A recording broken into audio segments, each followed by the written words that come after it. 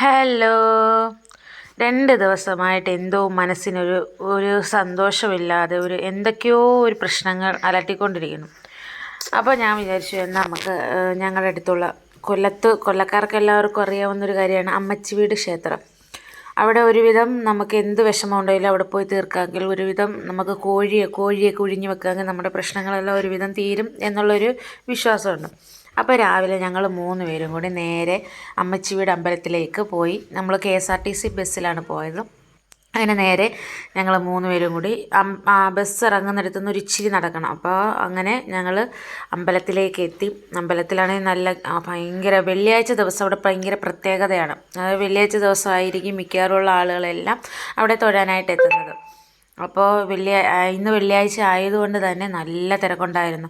അപ്പം സാധാ രീതിയിൽ വരികയാണെങ്കിൽ നേരെ വന്ന് നമുക്ക് രസീത് എഴുതി നമുക്കകത്ത് കയറാം. പക്ഷേ ഇന്ന് നല്ല ലൈൻ ഉണ്ടായിരുന്നു, ക്യൂ നിന്ന് വേണമായിരുന്നു എടുക്കുക. അങ്ങനെ ഏകദേശം ഒരു അരമണിക്കൂറോളം ഞങ്ങൾ ആ ക്യൂവിൽ നിന്ന് പെട്ടുപോയി.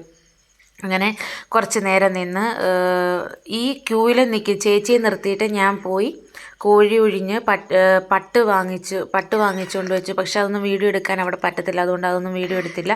അങ്ങനെ അമ്പലത്തിൽ കയറി തൊഴുതതിന് ശേഷം നേരെ തിരിച്ച് വീട്ടിലേക്ക് വന്നു.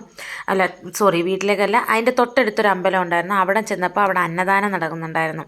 നല്ല അടിപൊളി സദ്യയായിരുന്നു, നല്ല ബ്രാഹ്മണരുടെ സദ്യയായിരുന്നു. അതും കഴിച്ചതിന് ശേഷം നേരെ അവിടുന്ന് ഒരു ഓട്ടോയിൽ ബസ് സ്റ്റാൻഡിലേക്ക് പോയി. അവിടെ നിന്ന് ട്രാൻസ്പോർട്ട് കിട്ടിയായിരുന്നു, കൊട്ടാരക്കര ട്രാൻസ്പോർട്ട് കിട്ടി. അതിനകത്തേക്ക് കയറി നേരെ വീട്ടിൽ വന്നൊരു 10 മിനിറ്റ് കഴിഞ്ഞപ്പോഴത്തേക്ക് നല്ല ഗംഭീര മഴ. അപ്പോൾ ഇന്നത്തെ വ്ളോഗ് എല്ലാവർക്കും ഇഷ്ടപ്പെട്ടിട്ടുണ്ടെങ്കിൽ സബ്സ്ക്രൈബ് ചെയ്യുക, സപ്പോർട്ട് ചെയ്യുക.